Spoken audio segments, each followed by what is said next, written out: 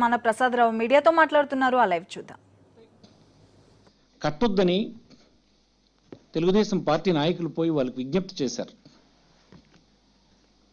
బ్యాంకుల్లో తాకట్టున్నటువంటి బంగారాల్ని మేము విడిపిస్తాం, మీకు అండగా నిలబడతామని చెప్పారు. ఇది ఒకరు చెప్పినటువంటి మాట కాదు. సాక్షాత్తు ఆ పార్టీ అధ్యక్షులుగా చంద్రబాబు గారు, ఆ పార్టీ తరఫున పనిచేసినటువంటి శాసనసభ్యులుగా పోటీ చేసినటువంటి వ్యక్తులు, పార్లమెంటుకు పోటీ చేసినటువంటి వ్యక్తులు, ప్రతి గ్రామాన వార్డున ఉన్నటువంటి తెలుగుదేశం పార్టీ కార్యకర్తలు ఇంటింటికి పోయి ప్యాంప్లెట్లు ఇచ్చి మరీ బతిమాలి చెప్పారు అందరికీ. ఇప్పుడు దాన్ని పూర్తిగా విస్మరించినారు. 87,000 కోట్ల రూపాయలు మన రాష్ట్రానికి రైతులు తీసుకున్న రుణాలు ఉన్నాయి. స్వయం శక్తి సంఘాలు అంటే డ్వాక్రా గ్రూపులు తీసుకున్నటువంటి 14,000 కోట్లు ఉన్నాయి.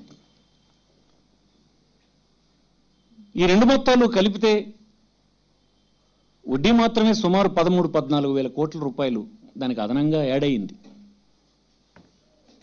ఈ మొత్తాన్ని చెల్లించడానికి గాను రుణమాఫీని మేము చేశామని చెప్తూ ఉన్నారు. కేవలం 5,000 కోట్ల రూపాయలు ఇస్తామని చెప్పారు. 3,900 కోట్లు రిలీజ్ ఇచ్చారు ఈనాటికి. అంటే మీరు మాఫీ చేస్తామన్నటువంటి 1,00,000 కోట్ల భయపడినటువంటి మొత్తానికి దానికి గాను యాడ్ అయినటువంటి అదనంగా జోడించినటువంటి 14,000 కోట్ల రూపాయలు వడ్డీకి గాను కేవలం మీరు ఇప్పటి వరకు విడుదల చేసింది 3,900 కోట్లు. అంటే మీరు మాఫీ చేస్తామన్న మొత్తానికి అయినటువంటి వడ్డీలో కూడా మీరు సగం మొత్తాన్ని విడుదల చేయలేదు. దీనివల్ల ఎట్లాంటి ప్రభావం నేడు ఈ రాష్ట్రంలో వచ్చిందో మీరు చూసారా, గమనించారా? ఒకసారి గ్రామాలకు పోయి చూడండి. ఈ రాష్ట్రంలో రైతాంగాన్ని రక్షించడానికి గడిచిన 6 దశాబ్దాలుగా కేంద్ర రాష్ట్ర ప్రభుత్వాలు, ముఖ్యంగా గడిచిన 10 సంవత్సరాల కాలంలో రాజశేఖర రెడ్డి గారి ప్రభుత్వం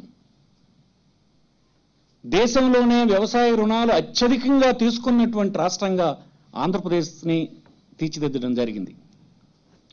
ఎందుకు ఇన్స్టిట్యూషనల్ ఫైనాన్స్ని ఎంకరేజ్ చేయడం జరిగిందనంటే అత్యధిక వడ్డీలకు తీసుకుంటున్నటువంటి రైతాంగాన్ని రక్షించడానికి ప్రైవేటు వడ్డీ వ్యాపారస్తుల నుంచి తప్పించి బ్యాంకుల ఫోల్డ్లోకి తీసుకొచ్చి బ్యాంకులో తీసుకున్న ప్రతి రైతుకు వడ్డీ రాయితీని కేంద్ర రాష్ట్ర ప్రభుత్వాలు కల్పించేటట్టుగా ప్రోత్సహించడం జరిగింది.